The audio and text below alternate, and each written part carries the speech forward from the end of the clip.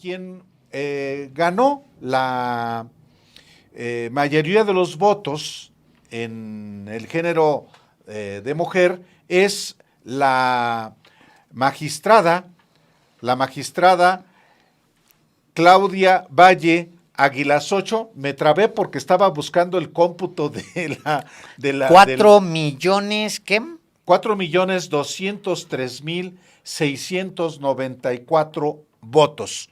Obtuvo la magistrada Claudia Valle Aguilasocho, a quien le damos la bienvenida esta tarde aquí a los periodistas, dándole las gracias por esta oportunidad de platicar. Bienvenida, magistrada. Muchas gracias, muy agradecida por la oportunidad de charlar con ustedes. No, al contrario, fíjese, viendo cuántos votos obtuvo Clara Brugada en la elección del 2024, son 2.888.000. A ver si estoy bien, Álvaro. Sí, son 2 millones. ¿En la Ciudad de México? En la Ciudad de México. Uh-uh. ¿No? No. A ver, vamos a ver, porque es que le quiero preguntar a usted, a ver, si creo que es Clara Brugada, perdón, señor Delgado, Sí. 2.888.097 votos. Para ser jefa de gobierno de la Ciudad de México. Gobierno de la Ciudad de México, con lo cual obtiene un 51.9%.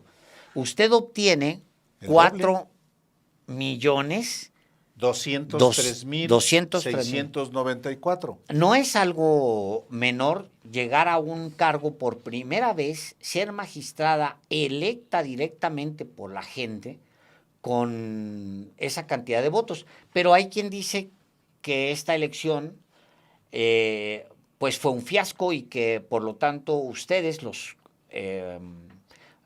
juzgadores electos, pues llegan sin representación popular realmente a esta elección. Bienvenida, y me gustaría mucho su opinión de entrada con estos datos, magistrada. Claro, Alejandro, qué gusto saludarles a ambos, a Álvaro y a ti, Alejandro. Yo creo que la primera cuestión que hay que señalar aquí es que la reforma al Poder Judicial de la Federación del año pasado lo que impone o lo que cambia es el método de elección de personas juzgadoras. Las personas juzgadoras son representantes populares o son designaciones del voto ciudadano, que esa es una primera diferencia que hay que hablar. No tenemos las mismas funciones que los representantes populares, pero sí nos debemos a la legitimación democrática del voto. Esa es la valía hoy. La metodología para designar a personas juzgadoras ha cambiado al menos 3 veces en México, desde la elección de las ministras y ministros, que eran propuestas ternas a partir solamente del Poder Ejecutivo, de la Presidencia de la República, y que hoy se votan en elecciones democráticas y en elecciones nacionales. Las magistraturas del Tribunal Electoral del Poder Judicial de la Federación eran designadas a propuesta de la Suprema Corte de Justicia de la Nación previa a una convocatoria y una fase de perfilado de ternas y votadas por los representantes de las entidades federativas en la Cámara del Senado. Hoy esto ya no es así y de nueva cuenta la metodología de designación es el voto popular, el voto de la ciudadanía. Esto es, ya no hay una propuesta híbrida que nacía en una primera fase del propio Poder Judicial de la Federación y que validaba en un ejercicio delegado o de elección indirecta por la representación local en el cuerpo personificada en las senadurías.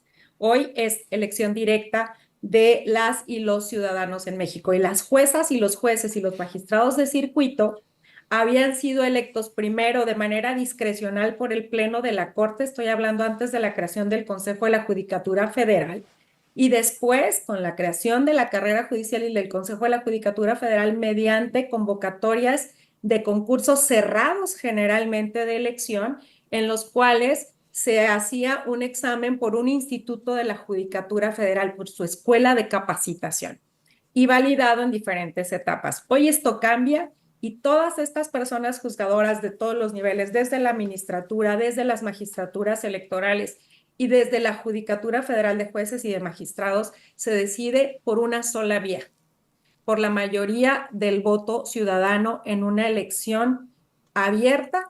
¿Y por qué le llamo abierta? No solo abierta y universal en la participación de la ciudadanía que quiera tomar parte de estas elecciones, sino también en convocatorias que no estaban cerradas a miembros solamente previos de la judicatura, sino a personas que cumplieran con los requisitos constitucionales y legales. Dicho esto, ¿por qué la elección que se acaba de celebrar de ministras y ministros y de magistraturas de sala superior, con estos dos rangos me voy a quedar, implica un número tan importante y relevante de votación como el que acaban de mencionar, que hablamos de millones de votos, porque son elecciones nacionales? Votó todo el país para perfilar a las ministras y ministros que hoy podrán integrar este nuevo pleno y por magistraturas de la sala superior. No podríamos compararnos con la elección de la jefatura de gobierno, porque esta sería una elección solo de la ahora Ciudad de México. Por eso yo creo que los comparativos nos quedarían un poco en un rango de enfoque diferente. Lo que sí es importante decir es la legitimación democrática del voto es un ejercicio valioso en sí mismo para perfilar a quienes deberán proteger los derechos de las y los mexicanos. Y creo que esta es una de las grandes cosas positivas, de los aspectos valiosos de la reforma. No habrá entonces elecciones de jueces, designaciones que eran las anteriores, y hoy habrá elecciones de personas juzgadoras. Bueno, usted ya recibió la certificación, la constancia de parte del Instituto Nacional Electoral como la magistrada con mayor número de votos en la elección del 1 de junio. Usted y junto con el magistrado Batis. Usted será magistrada por los siguientes 8 años. Le tocará pues resolver lo que resulte en la elección del 2027, le tocará calificar la elección presidencial del 2030. Usted va a tener la última palabra en estas elecciones que serán fundamentales, como todas lo son. ¿A qué se compromete usted ante los mexicanos una vez que ha recibido pues el voto popular para cumplir con su responsabilidad? Vaya que sí es una alta responsabilidad, y lo es desde el momento en que te comprometes a que el cambio en la justicia, y no solo en la justicia electoral, se note. ¿Qué cambios tenemos que hacer y que hacer pronto? Tenemos que garantizar el acceso a la justicia con un recurso sencillo, como lo establece en la Convención Americana de Derechos Humanos. Pero, ¿qué se entiende por recurso sencillo y accesible? Quitar las trabas y los formalismos de la ley. Pero de frente a lo que menciona Álvaro sobre la trascendencia y el gran compromiso de ser un órgano de última palabra en materia de elecciones y de tener esta posibilidad de revisar en 2027 la renovación de la Cámara de Diputaciones y desde luego el número de gubernaturas que es superior a la mitad de las que pueden ser electas, también en 2027, y la siguiente fase de la reforma al Poder Judicial hará que quienes conformemos en 2027, en ese momento, esto es, las 5 magistraturas actuales de la Sala Superior y las 2 nuevas magistraturas, que podamos calificar las elecciones históricamente más grandes que ha vivido México, que vivirá México.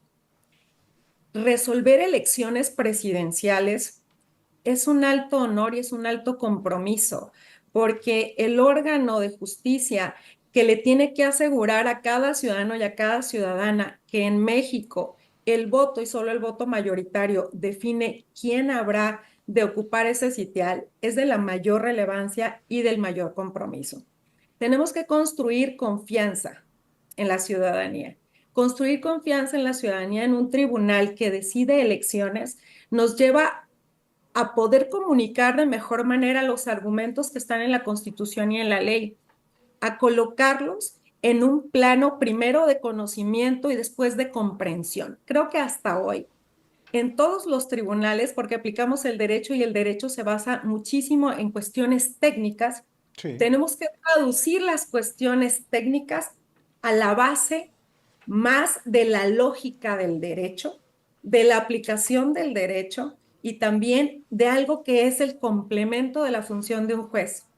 ¿Cuáles son las pruebas en cada asunto? ¿Qué se alega en cada juicio? ¿Cuáles son los puntos? Y curiosamente, esta es una parte muy importante decirlo. En las elecciones, hasta hoy el modelo constitucional y legal no vuelve al tribunal electoral en un revisor oficioso amplio de las elecciones.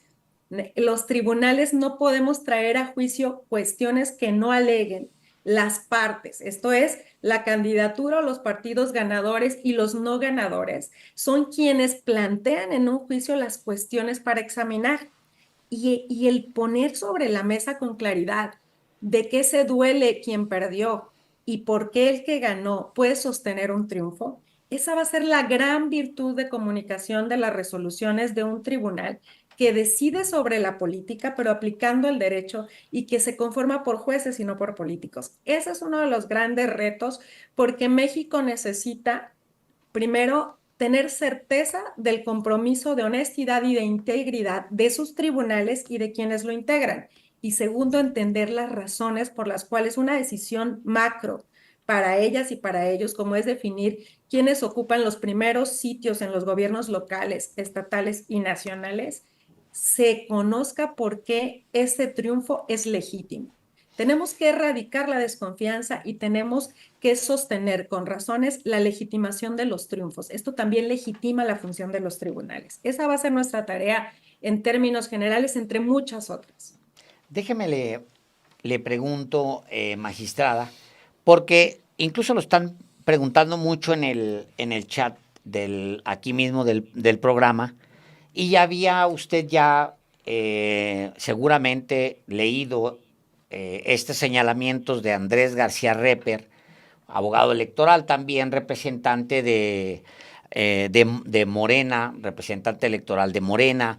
Es decir, ya lo había hecho él, este señalamiento de que usted en dos momentos defiende primero al exgobernador García Cabeza de Vaca, primero al hermano, a su hermano, dice él, lo defiende, a usted le permite que tome posesión, que tome protesta en el Congreso local, creo, de Tamaulipas por la vía virtual, y también algo muy parecido con el exgobernador, y entiendo que prófugo de la justicia, Cabeza de Vaca, gobernador.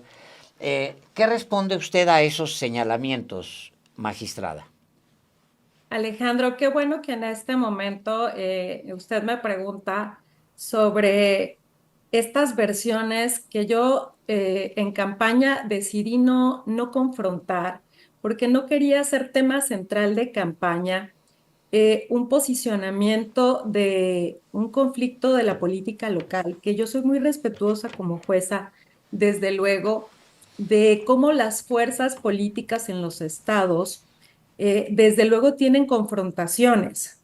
La conformación de mayorías en los congresos es una forma de gobernabilidad al ejecutivo local y lo será siempre. Un ejecutivo local que no tenga mayoría en el Congreso, como nos pasó alguna vez en el gobierno de Fox, que fue electo pero no tenía mayoría en el Congreso, no es fácil transitar en estos gobiernos. En Tamaulipas, en concreto, donde surgen estas expresiones de un conflicto político, hubo desde luego una alternancia en el partido en el poder, lo cual es muy lógico en democracias vivas como la nuestra. De ser un gobierno panista, en 2018, si mal no recuerdo, hay alternancia en la gubernatura y gana el partido Morena. El partido Morena y el Partido Acción Nacional en los últimos comicios han enfrentado litigios fuertes para definir a sus congresos y a sus gobernaturas. En el entorno, así lo entiendo yo y explicaré las razones si me lo permiten, entiendo yo que hay desde luego una confronta en el campo político, más no jurídico, porque no es una confronta jurídica la que pueda tener una servidora con la política local y la forma en que esto llega a los tribunales. En el caso de la renovación del Congreso de Tamaulipas el año pasado, se da el caso de que se va a instalar, llega el día en que se tiene que instalar el Congreso de la entidad.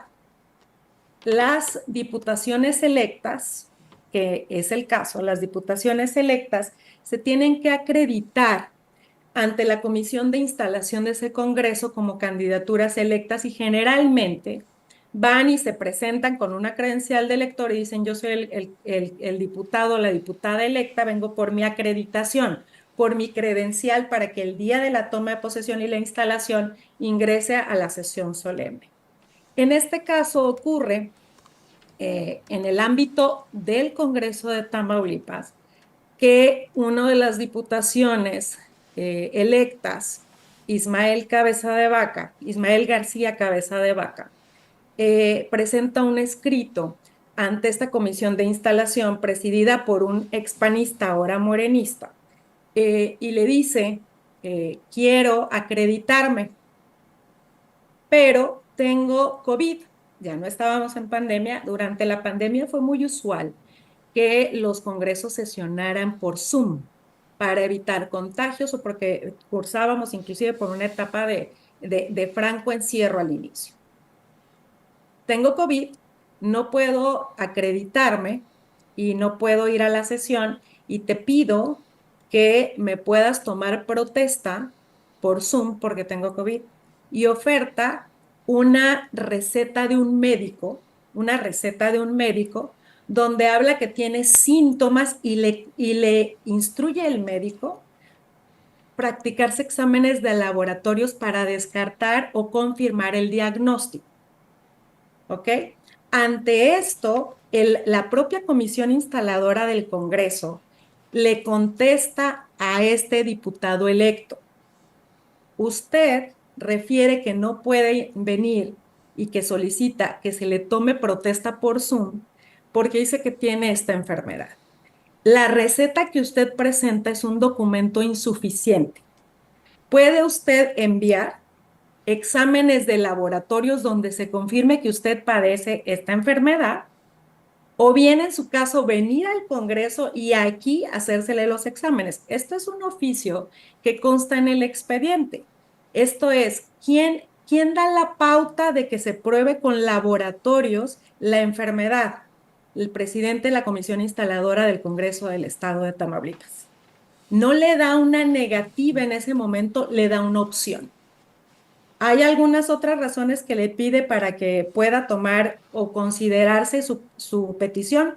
No, ninguna otra. Esto es, quiero decirlo tal cual.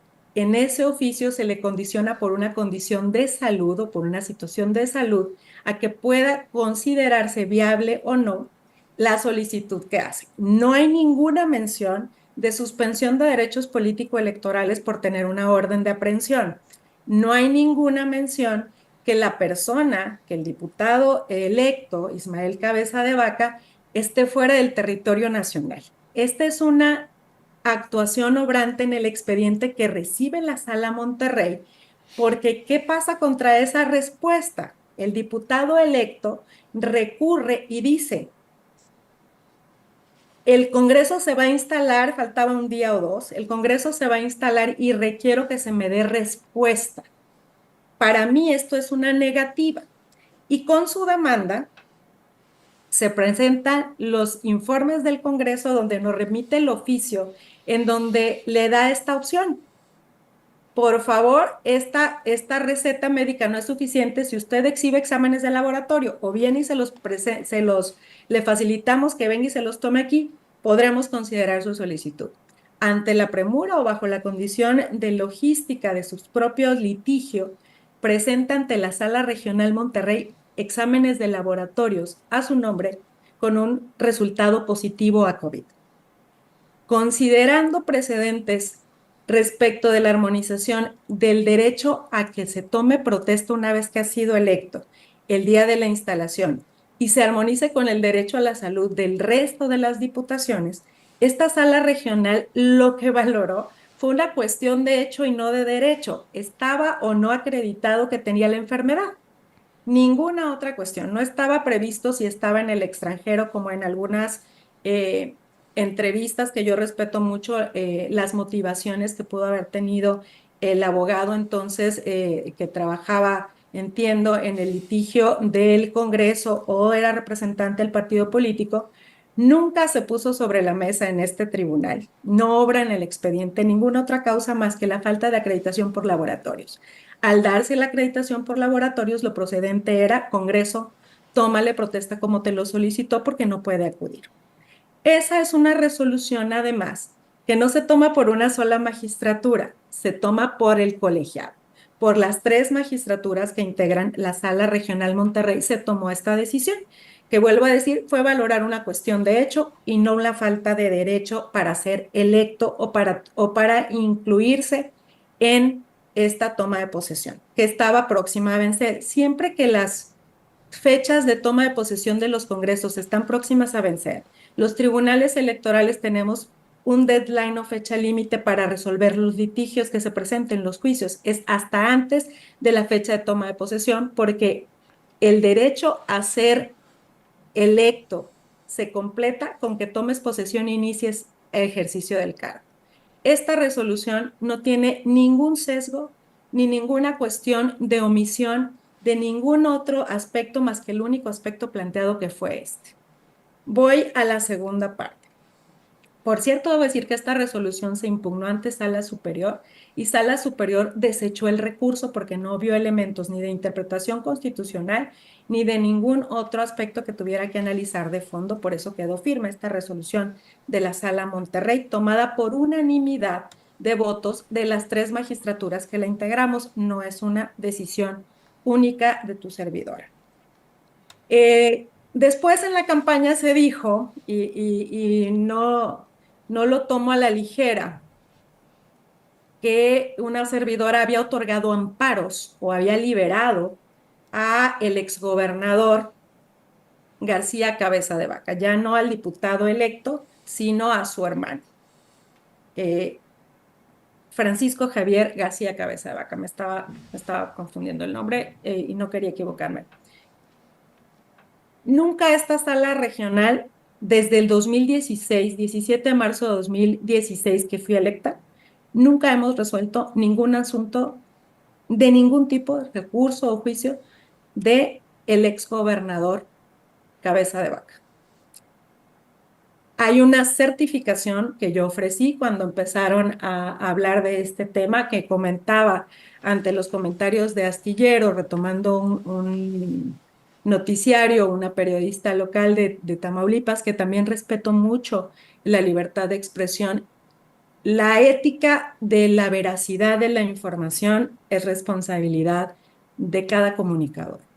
En mi caso, como funcionaria a la que se referían en campaña con estas, desde luego, manipulaciones de información sin ningún sustento, solo contesté en un tuit conforme a las estadísticas del Tribunal Electoral del Poder Judicial de la Federación, que son constatables.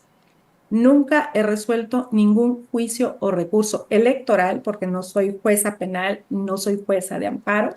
Para otorgar amparos en materia penal a una persona tienes que ser un juez de amparo, un juez de proceso penal.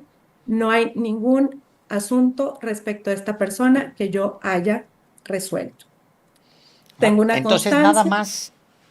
Entonces nada Tengo más. una constancia, perdón, tengo una constancia de acceso a la información donde incluso sin mi nombre solicité que se contestara para que no hubiera ninguna forma de entender parcialidad para darme una respuesta, y la respuesta es 0 asuntos, 0 juicios del exgobernador García Cabeza de Vaca resueltos por la magistrada Claudia Valle Aguilas Ocho durante sus 9 años de gestión. Esa es la verdad del caso. Yo entiendo cuáles son las lógicas de la política, entiendo que posiblemente molestó que pudiera tomar protesta esta persona, pero la causa que lo justificó fue una causa y una puerta que abrió el presidente de la comisión instaladora del Congreso del Estado de Tamaulipas. No fue una razón y una puerta giratoria que abriera la Sala Regional Monterrey. Mm. Así es como está ese tema y desde luego decir que jamás he dictado una resolución que busque beneficiar intereses. No conozco a ninguna de las dos personas, nunca los he visto en mi vida, nunca he hablado con ellos. Si lo hubiera hecho, lo referiría tampoco con sus abogados, pero lo cierto es que durante 9 años y contando los meses siguientes a que cumplí estos 9 años, la característica de mi actuar es ser una magistrada sobre todo seria, que no se presta a confusiones, que decide los asuntos una vez que los ha analizado a profundidad y que el sentido de mi voto se basa en lo que hay en el expediente y en la aplicación del derecho, sin sesgos, sin favoritismos. Usted tiene ya una amplia experiencia en el ámbito electoral. Pues sí, prácticamente 9 años como integrante de la sala regional en Monterrey. Trabajó en el Tribunal Electoral del Poder Judicial de la Federación. Fue secretaria, fue del Tribunal Electoral. Ya participó en la calificación de una elección presidencial, la del año pasado, para integrar una mayoría en la sala superior. Ahora será magistrada otros 8 años. Usted conoce las lógicas políticas y de pronto hay magistrados que se cargan de un lado o se cargan del otro. ¿Cómo evitar también las influencias políticas, o si es que usted las ha logrado sortear, porque también se le atribuye que usted fue candidata del oficialismo en función de los acordeones que la promovieron? Fíjese que es muy importante decir algo para quienes no han seguido esta reforma electoral y sobre todo quienes no siguieron el proceso electoral. Eh, Hubo candidaturas como la de una servidora, que somos personas formadas por décadas, por más de 3 décadas en mi caso, en el Poder Judicial de la Federación. Yo he estado en materia electoral casi 2 décadas, he trabajado en la Sala Superior 10 años consecutivos, fui secretaria de estudio y cuenta los primeros 6, casi 7 años. Después, en la presidencia del entonces magistrado Luna Ramos, presidente de la Sala Superior, me nombró con acuerdo del Pleno directora de un área que entonces se llamaba Coordinación de Institucionalización de la Perspectiva de Género, que realmente era un área de derechos humanos y de igualdad en los derechos. Previo a ser designada magistrada de la Sala Regional Monterrey, también fui un año secretaria general de acuerdos de la Sala Superior, considerando mi experiencia, pero no solo mi experiencia en materia electoral, que para ese entonces era de casi una década, sino mi experiencia de otras décadas previas en juzgados y tribunales, en juzgados de distrito y tribunales colegiados de circuito. ¿Por qué? Porque en el tribunal, en materia electoral, hay muchas reglas de amparo que son aplicables y muchas reglas procesales. Y por ser una experta procesalista, decidieron nombrarme secretaria general de acuerdos porque era la primera ocasión que en este país, en nuestro país, en México, los calendarios electorales con una reforma previa de 2014 se habían unificado y 17 elecciones se juntarían, las locales con la federal por primera ocasión, y la Secretaría General de Acuerdos de la Sala Superior, con un sistema todavía no tan robusto como lo tiene hoy de trámite, de turnos, requería de una persona con mucha experiencia. Esa fue la lógica por la cual en 2015 me designan todo el Pleno secretaria general de acuerdos para coordinar los trabajos de las 17 elecciones concurrentes. ¿Por qué hablo de esta parte y no tanto lo quiero ver como individual o personal?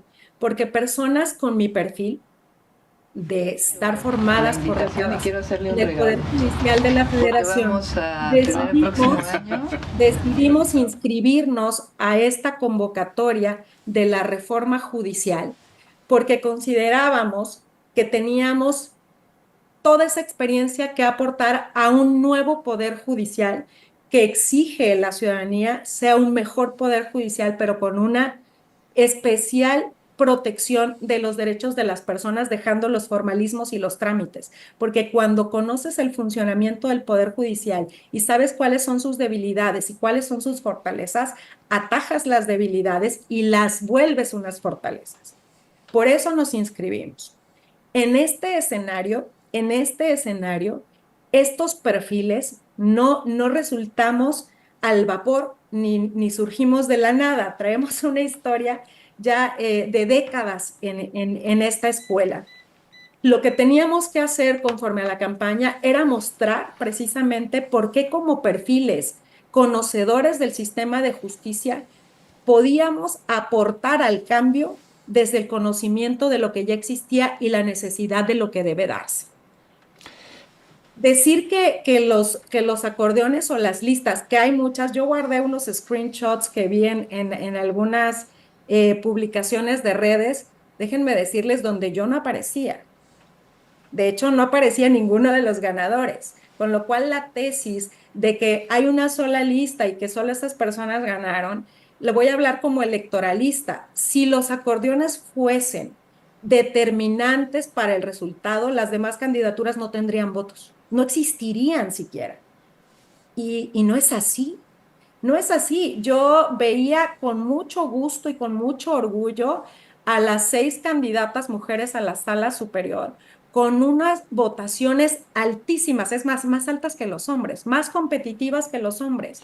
¿Por qué? Porque la ciudadanía nos empezó a conocer, quienes no nos conocían, a partir de propuestas claras, de compromisos claros, de hablar de lo que no funciona y lo que necesita ser cambiado. Yo decía que era un argumento reductivo, lo decía ayer en una entrevista de medios al salir de la entrega de constancia de mayoría, que era un argumento reductivo decir que quienes ganaron o ganamos el mayor número de votos en las elecciones se debe a que estuvimos en una lista o en un acordeón.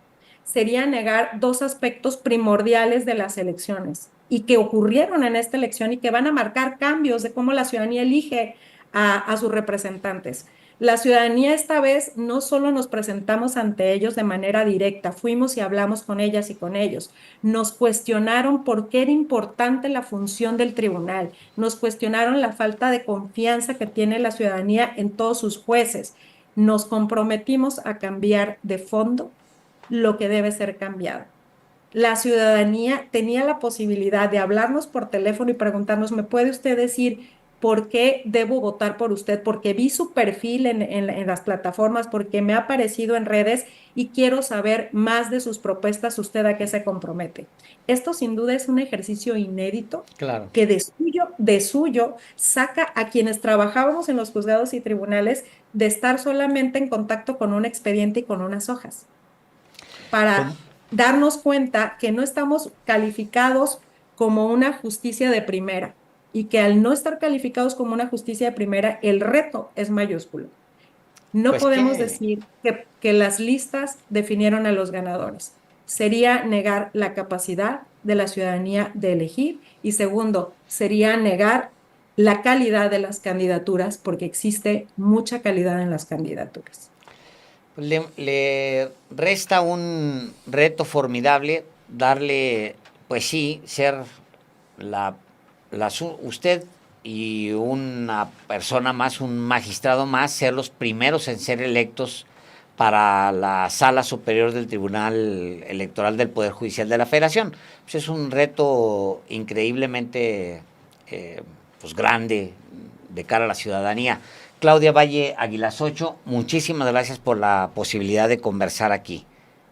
Muchísimas gracias, encantada de poder conversar con ustedes y agradecida además por poder seguir informando a las personas quienes tendremos este compromiso y lo asumimos de frente al peso del voto de la ciudadanía. Eso es un gran compromiso al que no le vamos a fallar. Muchísimas gracias, magistrada. Hasta pronto. Hasta luego. Hasta luego. Gracias.